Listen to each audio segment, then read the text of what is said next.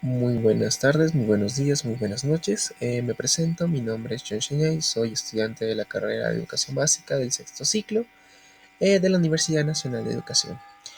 A continuación, voy a presentar sobre la publicación académica en la cual disponemos de los contenidos de este video, el cual son introducción, historia, evolución, cambios, desafíos y unas pequeñas conclusiones sobre el tema que vamos a exponer. Ok. Debemos comprender algo acerca de la introducción. ¿Qué son los libros académicos? Muchas veces nos hemos preguntado qué son los libros académicos. Son simplemente textos que crean una divulgación científica, son orientados tal vez para ciertas ramas, para la medicina, comenzando tal vez como las ciencias exactas, pero se han abierto realmente muchos campos rigurosos en los cuales se podría decir que van allá más de solo la divulgación científica, sino que muestran, en este caso, información basada en investigaciones y estudios rigurosos, siendo en este caso expuesto un método científico y proporcionando una evidencia empírica. Entonces, debemos recordar qué son realmente los libros académicos y para qué están orientados y cuáles son su objetivo. En la historia, comenzamos desde la historia, desde la antigua Grecia, y creo que puedo comenzar desde mucho antes, porque se empezaron a hacer los rollos de papiro, que se hacían normalmente de piel o se hacían también de un material, del cual era de un tipo de rama, la cual se dejaban secar y se producía el papel. Recordemos que el papel también nace de la antigua China. Entonces, pero para esto ya habían registros en los cuales desde el imperio babilónico empezaron los registros, por ejemplo, de los jardines colgantes, de todo esto, de la arquitectura, de la cultura y todo esto. Pero vemos que el hombre también tenía una necesidad desde el tiempo antiguo de recopilar información, de compartir este saber, pero no este saber no era solamente o sea, no era para toda la gente, sino era para la gente netamente que se desarrollaba dentro de este ámbito. Entonces, en los tiempos antiguos, las ideas científicas eran recopiladas en manuscritos, que luego se compilaban como libros, por filósofos tales como Aristóteles, Ptolomeo, Euclides, Galeno y muchos otros. Según Spinac 2018 nos recalca en este caso en esta publicación que hizo en la revista Dialnet, nos dice que primero que Grecia es cuna de la filosofía, como muchos conocemos y se ha mencionado este tema. En esos manuscritos también fueron preservados por la civilización árabe y transmitidos hasta que vuelven a aparecer en Europa. Tienen que tener muy claro que obviamente después de la caída de Grecia, salvan estos manuscritos y los preserva, en este caso, la civilización árabe, y los manda a Europa. Un poco de historia de la indización. Que ustedes dirán, ¿qué es la indización? La indización es la recopilación de prácticamente de los libros o de la información categorizada en un abecedario. Por ejemplo, busco conceptos de medicina, de los órganos, y los tengo por abecedarios y lo pongo en una indización. La indización nace en este caso por los tesauros como instrumentos de control que son de la terminología utilizada para la indización o recuperación de documentos. Es preciso investigar en los glosarios incorporados en algunas de las recopilaciones jurisprudenciales del periodo alejandrino. En los primeros siglos de nuestra era, eh, se recalcan estas terminologías, aunque uno piensa que la indización se ve muy presente tal vez en nuestros tiempos de manera digital a través de Redalyc, de Dialnet, de Scopus, pero ya se hacía un proceso de indización en esos tiempos. Según como nos dice López en su publicación en la página 359, de cómo empieza este proceso de indización y cómo se vuelve también, hace una recapitulación desde cómo empieza el proceso de indización de la historia hasta llegar al día de hoy en manera digital. Y como retomando la historia, sabemos que en ese caso la civilización árabe preservó los manuscritos, la sabiduría en este caso de la antigua Grecia, y fueron enviados en la Edad Media cuando surgen las primeras universidades. Tenemos la Universidad de Bolonia en Italia en el 1088, la Universidad de Oxford, Reino Unido, en 1096, y la Universidad de Salamanca, España, que creo que hasta ahorita, hasta el tiempo de hoy está, en 1218. Universidad de Padua, Italia, 1222, y un largo etcétera. Según Spinac 2018, que les recomiendo mucho, lean esto de realmente la recuperación me ayudó bastante al obtener la información y la historia de cómo han ido avanzando los textos o los libros académicos. Entonces, él nos indica cómo fueron avanzando y fueron transportados hacia Europa para las universidades, para que este conocimiento se pueda expandir y se pueda esparcir dentro de la comunidad universitaria. Entonces, tenemos claro, y cabe mencionar, poniéndonos un paréntesis ahí, que los textos y los libros académicos piensan que hasta hoy en día tienen esta mentalidad, y yo también la tenía, de que los libros y los textos académicos son netamente para los científicos. Pero ahorita, gracias al Internet, gracias a las bases de datos, a la recopilación de los mismos, a la indización de los mismos, podemos tener acceso a cualquier persona a estos libros y podemos acceder a este conocimiento. Bueno, tratamos con el tema de la evolución.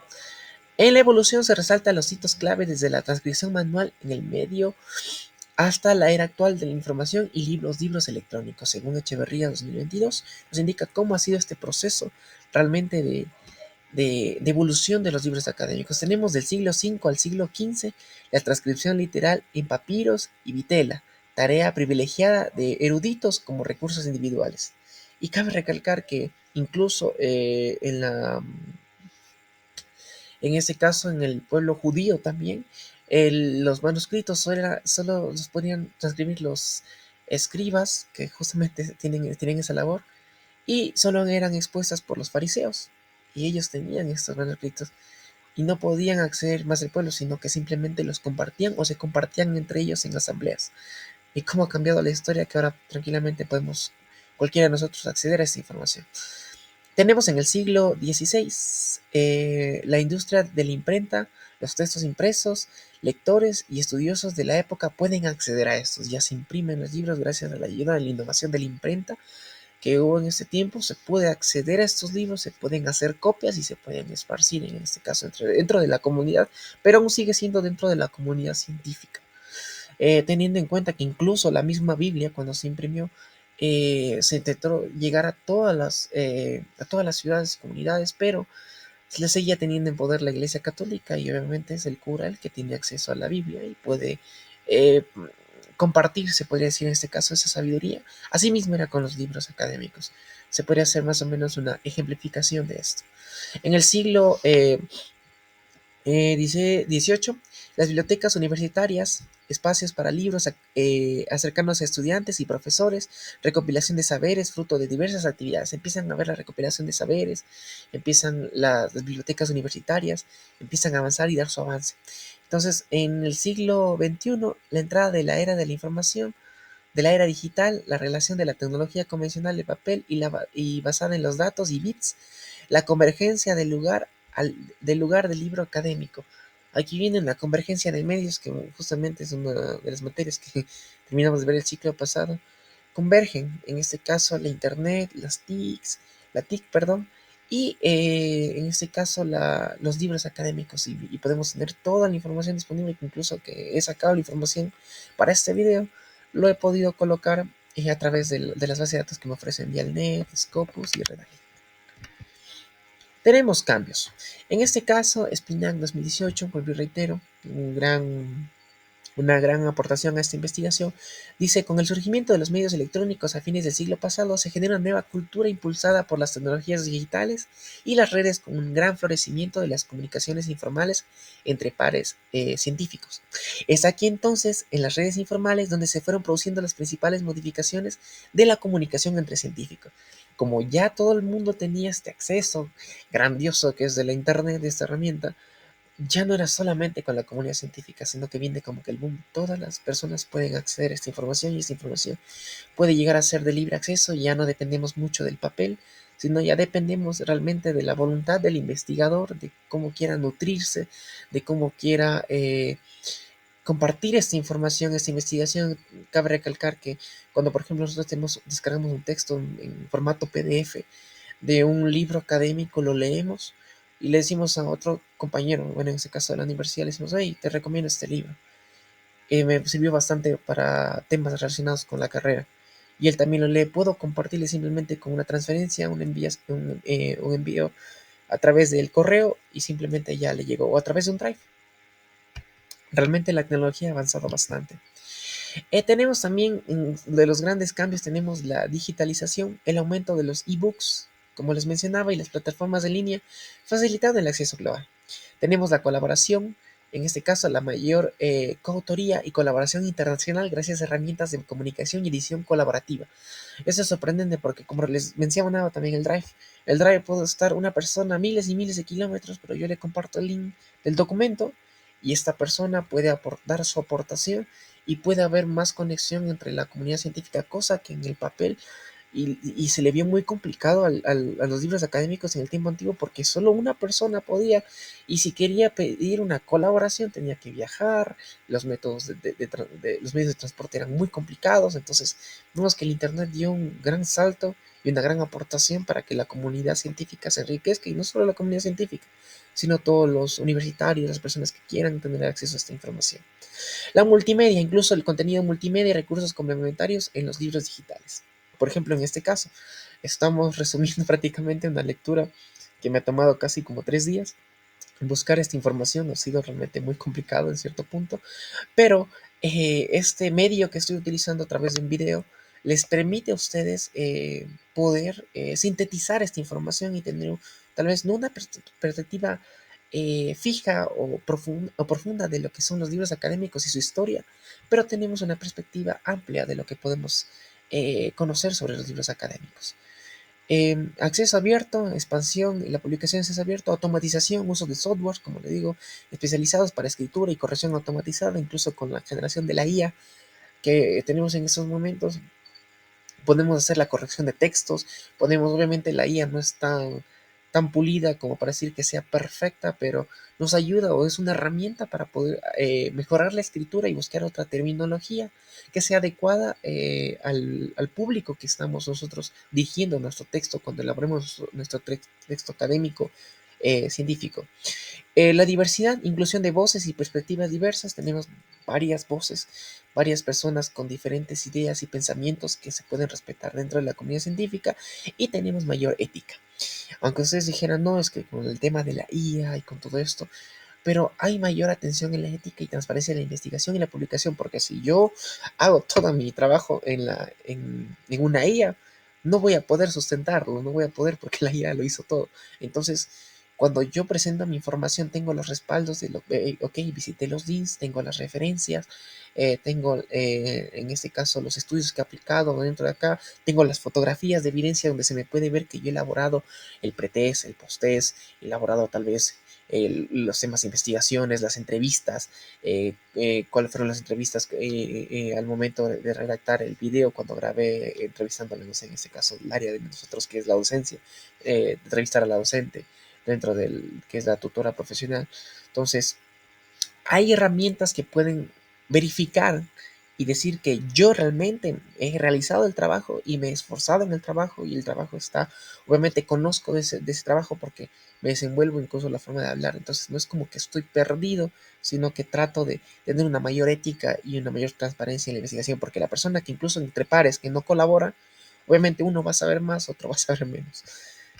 También tenemos, como por último, son los desafíos, claridad y coherencia.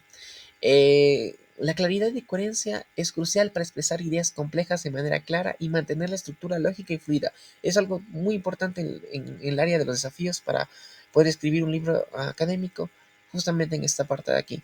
Tenemos el rigor y la profundidad. Los argumentos deben estar bien fundamentados, bien sustentados en este caso, y ofrecer un análisis profundo y crítico, en este caso, del investigador.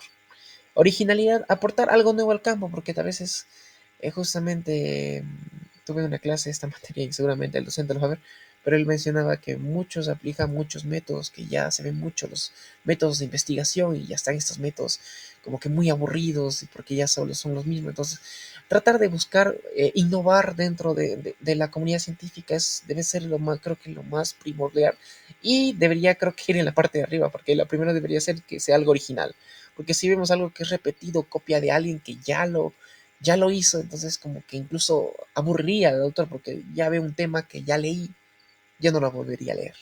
diría, no, ok, bueno, vamos a ver qué tal lo aplicó, o me dice, tal vez lo apliqué en un contexto muy diferente, o lo apliqué de esta manera, o tal vez reformulé, en este caso, la teoría. Es válido, pero si copio lo mismo, un copiar, pegar de investigación, entonces no hay una originalidad en eso. Estilo y formalidad. Mantener un estilo formal y objetivo, evitando el lenguaje coloquial y la subjetividad. Investigación y documentación. Realizar una investigación exhaustiva y documentar correctamente todas las fuentes. Eso es a través de, bueno, nosotros trabajamos en formato y norma ZAPA, entonces tenemos que tener las referencias correctas y las citas correctas, como ustedes pueden observar. Precisión de publicación. Manejar plazos estrictos y las altas expectativas de publicación en revistas académicas. Lenguaje técnico y especializados. Usar correctamente la terminología técnica y adaptar el nivel de detalle según la audiencia. Hay tesis que, por ejemplo, realmente nosotros vemos que son tesis de grado cuando se gradúan. O sea, uno entiende y comprende, pero si uno va a buscar una tesis de maestría, de un doctorado, ya tienen terminología un poco más compleja. Entonces ahí es donde uno, como persona que puede estar leyendo, diría, wow, es complicado la terminología, pero ahí es donde uno puede buscar e investigar términos, poder enriquecerse para poder acceder a este nuevo contenido que tal vez está un poquito superior todavía de nuestro escalafón, de lo que vamos de nuestro aprendizaje, porque nunca terminamos pues, de aprender como seres humanos. Acceso a recursos, tener acceso suficiente a fuentes y apoyo institucional para realizar una investigación completa. Eso siempre tiene que ser el apoyo en la institución y de hecho algunos pasos que se leía dentro de, que no lo ubique aquí, que son los pasos, se podría decir que uno de esos es que tenga un equipo de trabajo que esté revisando el texto que estén elaborando. Pueden hacer entre varios coautores, pero tienen que tener un equipo de revisión. Eso es muy importante para poder publicar y debe haber una o dos revisiones y luego después de dos revisiones de ortografías, de normas, que incluso los libros decían que los libros deben ser más de 100 páginas y wow, o sea, son bastantes requisitos que se debe cumplir a la hora de esto. Tenemos esta fuente de información, como les comentaba, la IA es muy buena si se sabe aprovechar. Tenemos la cita de ChatGPT, versión 4 del 2024. Tenemos la referencia de la OpenIA, tenemos de Echeverría, como les comentaba, de López y Spanik, que es muy buena la cuestión. Como conclusiones, podría decir que los libros académicos han tenido una gran evolución. Realmente es una herramienta muy buena que puede ir a la par para fomentar nuevas teorías, nuevas prácticas, incluso en este caso hablo de mi experiencia, nuevas prácticas educativas que fomenten a tener esa innovación. Y obviamente, como la UNAE indica, ser ese plus de docentes e investigadores, poder tener esa hambre de conocimiento, desarrollar una cultura de lectura que realmente, les hablo desde mi país, de Ecuador, tenemos una muy mala cultura de lectura. Realmente no leemos nada, solo consumimos contenido digital, visual, pero no es recomendable sí leer un libro, es recomendable sí leer información, investigar de cualquier forma, de todo un poco se puede aprender en esta vida. Entonces, como conclusión podría decir que los libros académicos son una gran herramienta, como les decía, que se ha ido transformando durante el tiempo, pero que no pierde su esencia. La esencia es de transmitir conocimiento a quien desee ese conocimiento. Entonces, con esto les podría decir muchas gracias y buenas noches, o buenos días, o buenas tardes.